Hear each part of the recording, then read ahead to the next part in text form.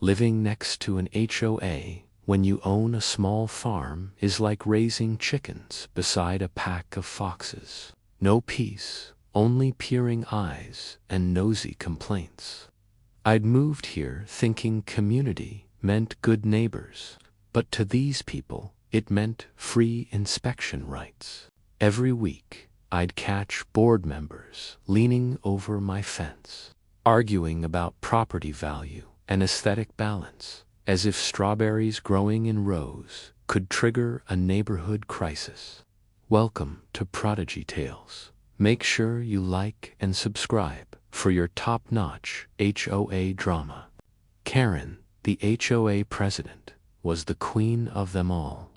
Armed with sunglasses too big for her face and a clipboard she treated like a royal decree, she'd stroll past my garden pretending to check soil runoff, but always lingered by the strawberry patch, eyeing the red ones like they owed her rent.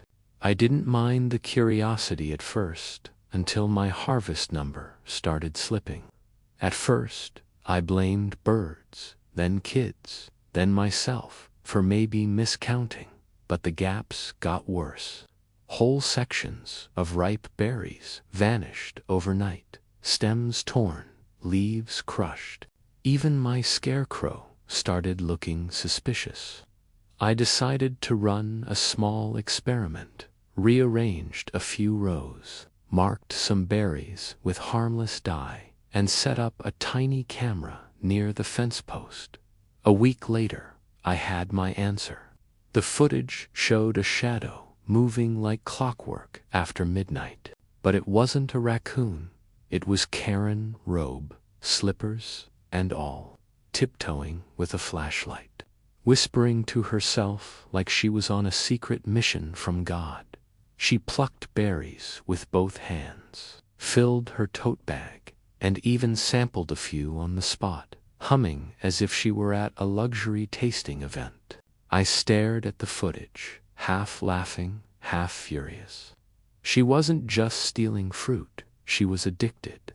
By morning, she'd smile and wave from her yard as if nothing happened, strawberry juice staining her fingers like a guilty badge. I didn't confront her yet, not until I had enough evidence to make her choke on her own lies. What she didn't know was that her nightly snack trips were about to turn into a full-blown scandal that even her HOA status couldn't save her from. Before we dive in deeply, please comment what country or city you're watching this story from. We'd like to know how far this story travels. I'm going to pin the first 10 comments. I finally decided to confront her one breezy afternoon when I caught her lingering near the fence again, pretending to admire the sunset. I wiped the dirt off my hands, walked up, and said plainly, "Karen, we both know you've been taking my strawberries." Her head jerked toward me, eyes wide with false outrage. "Excuse me? Are you out of your mind?" she snapped. "Why would I steal your dirty little berries? I buy all my produce organic." I gave a small nod, unfazed. "Maybe you do, but next time you sneak into my patch at midnight, you might want to bring gloves. You left prints all over the posts, and that flashlight reflection pretty clear on camera." Karen folded her arms, forcing a laugh that sounded a little too sharp. "You can't go around accusing people of theft without evidence. That's defamation, and I can sue you for it." I smiled faintly. "You can try, but before you do, just know those strawberries aren't even ready for harvest yet. I've been treating them with some strong fertilizers and minerals, perfectly safe when ripe, but not so much if eaten raw. I'd hate to see anyone get sick." Her expression shifted just for a second, uncertainty flickering in her eyes, but then she scoffed. "Nice scare tactic. Next time, maybe wash your fruit better." She spun on her heels and marched off, heels crunching the gravel, pretending she'd won the argument. I stood there for a moment, watching her go, my gut twisting with equal parts anger and disbelief. She wasn't just stubborn, she was reckless. I'd warned her fair and square. But people like Karen didn't listen until reality smacked them harder than pride ever could. For a few days, everything went quiet. My cameras showed no movement, and the berries ripened undisturbed. I thought maybe the warning had gotten through. But then, one morning, my neighbor knocked on my door, looking uneasy. "Did you hear?" he said. "Karen just passed out. Something about food poisoning. They say it might have been strawberries." I froze, staring past him at my quiet field. I didn't know whether to feel guilty or vindicated, because deep down I already knew exactly where those strawberries came from. The neighborhood was buzzing like a hornet's nest. Everyone had a different version of what happened to Karen, but the one thing they all agreed on was that she'd been found barely conscious on her kitchen floor, surrounded by bowls of half-eaten strawberries. I didn't want to believe it at first, but when I saw the paramedics' truck outside her house, the truth was hard to deny. The next day, word slipped out that the doctors had figured it out. Karen hadn't been poisoned by some mystery contaminant. She'd simply overdosed on unripe fruit and fertilizer residue. Her system couldn't handle the minerals meant to protect the plants before harvest. It wasn't fatal, but it was bad enough to put her in a hospital bed for a week. Part of me felt sorry for her briefly. Then I remembered the arrogance, the denial, the threat to sue me for defamation. The woman had practically asked for trouble, and trouble had answered. When she got out, she was quieter than usual, which made me think maybe the scare had humbled her. I was wrong. A few mornings later, I walked out to find an envelope taped to my front gate. Inside were legal papers. Karen was suing me for negligence, contamination, and emotional distress. I actually laughed out loud. She had the audacity to claim I'd knowingly grown toxic fruit that endangered community members. Nowhere in her statement did she admit trespassing or theft. According to her, I'd invited her to taste the strawberries during her HOA inspections. The gall of that woman could power an entire city. I called my lawyer immediately. "We're not just defending," I told him. "We're countering."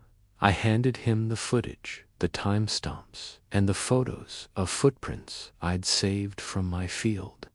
He raised an eyebrow, smiled, and said, "She's about to regret this." By the time the court date rolled around, the neighborhood had split into two sides.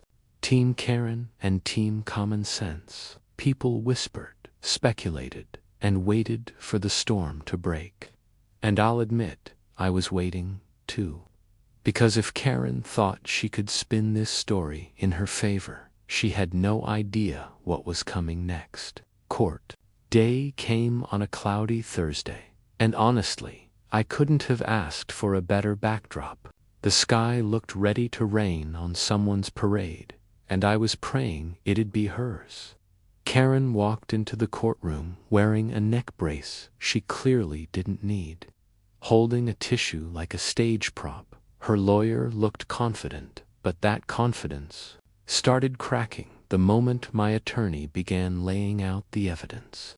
First came the photos of her footprints in the soft soil behind my fence. Then the video, clear as day, showing Karen in her robe and slippers, flashlight in one hand, plucking strawberries with the other, like she was auditioning for a midnight cooking show. The judge raised an eyebrow as the footage played. Karen's face drained of color, and her lawyer shifted uncomfortably in his seat. When she tried to speak, Her voice trembled. "That's not me. Those videos could have been edited." She protested. But my attorney was ready. He produced time-stamped footage from multiple nights, plus the security report showing her car parked near my property. Then came the cherry on top, a witness statement from a neighbor who'd seen her walking home one night, hands full of strawberries, juice dripping down her wrists. Karen's defense fell apart faster than her fake composure. The judge didn't even need much time to deliberate. "This is a clear case of trespassing, theft, and false accusation," he said firmly. "Case dismissed with counter damages awarded to the defendant." I won, not just the case, but my peace. Karen was ordered to pay my legal fees plus restitution for the stolen produce. But what truly satisfied me was watching her walk out of that courtroom with her head down, paparazzi-style whispers following her all the way to the parking lot. The same HOA members who once backed her now avoided eye contact like she carried the plague. A week later, she resigned as HOA president for health reasons. The strawberries ripened beautifully that season, untouched, sweet, and safe. Every time I bit into one, I thought about karma's sense of humor. The end. Please like and subscribe for more HOA showdowns like this. Do you think Karen got what she deserved? Comment below.